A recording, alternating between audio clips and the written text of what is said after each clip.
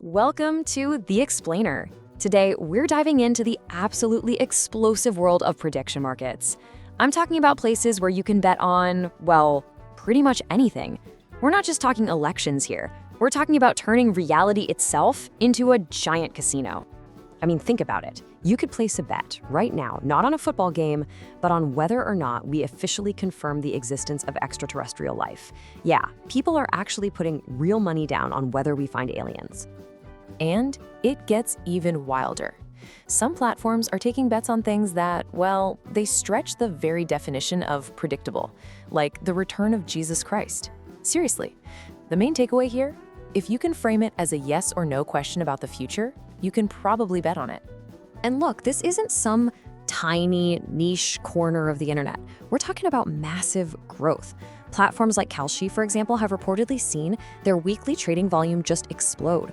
We're going from around $30 million in early 2023 to as much as $3 billion. That is a 100-fold increase. It's growing unbelievably fast. So what's driving all this? Well, it's all built on this one really simple but kind of radical idea. What if you could turn every single future event into a tradable market? Basically, an everything casino. And believe me, these aren't just fringe websites anymore. We're talking about huge players like Kalshi and Polymarket. They're partnering up with names like CNN and Major League Baseball. You've got Google integrating their data. Heck, even the owner of the New York Stock Exchange has invested. This whole thing is going mainstream, and it's happening really, really fast. Okay, so let's get into the nitty-gritty. How does this actually work? And maybe more importantly, how is it any different from just, placing a bet in Vegas?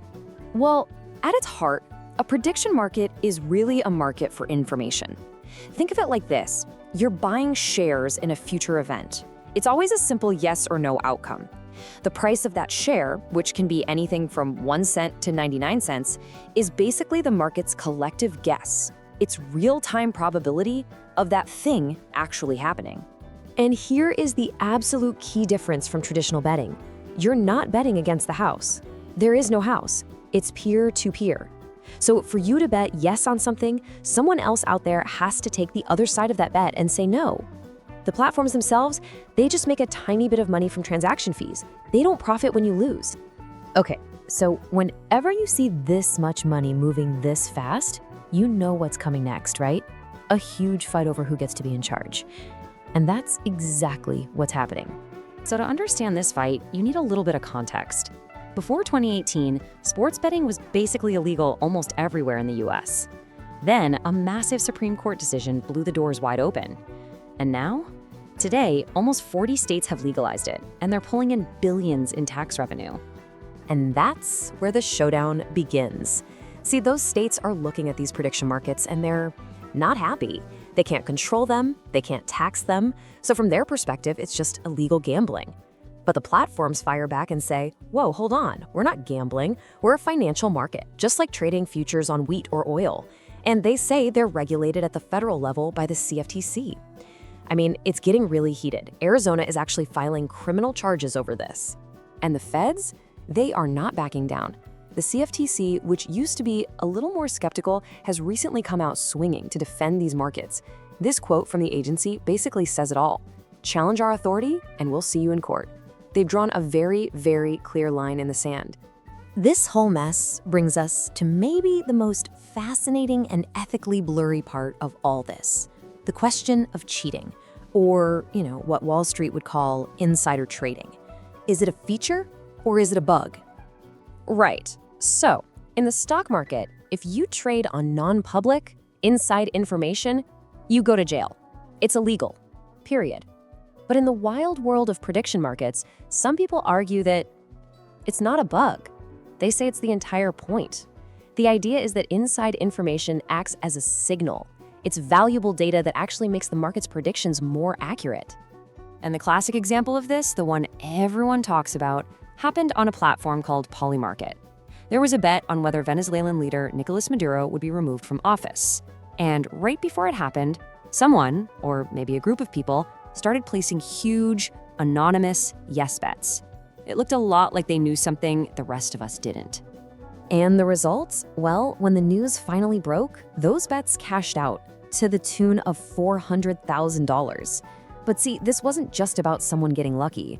Proponents would say this is a perfect demonstration of the theory. It shows how these markets can potentially surface secret information way faster and more accurately than even, say, traditional intelligence agencies. So let's step back from the theory for a second. Who are the actual people trading on these platforms? And what's the real-world impact on their lives? Who's winning and who's losing? Well, for some people, it's absolutely life-changing. Take a guy named Brandon Fian. He's a 25-year-old teacher. He found out he could bet on the Billboard music charts, something he'd been obsessed with just for fun since he was in 8th grade. And after losing a little at first, he really dove in, did the research, and he actually managed to pay off all of his student loans and his car. A huge win. But that's not the whole story. And it's probably not the typical story. A lot of industry observers and critics are sounding the alarm. They're really concerned about the main demographic using these platforms. Young guys, mostly between 18 and 35, who are reportedly losing a lot of money. And this chart really shows you what's driving all that trading volume. I mean, for all the talk about betting on aliens or political events, it turns out that around 70% of the weekly trading on a platform like Kalshi, it's just sports, something way more familiar. And the data also points to a power dynamic that, well, it looks an awful lot like Wall Street. Analysis shows that, on average, the smaller, everyday investors, what some of the pros call dumb money, they tend to lose. The really big winners? They're often the larger, more professional investors, the whales, who have enough capital to really move the markets. So, you take all of this, the explosive growth, the legal battles, the winners and losers. What's next? Where is this all going? Honestly, the future here is a real tug of war. On one side, you have supporters who truly believe this could be bigger than the stock market, a way to literally trade on anything and everything. But on the other side, if those big court cases go the wrong way and the states win control, the entire business model could just collapse. And in the meantime, these companies are pushing full steam ahead, trying to expand into more than 140 countries.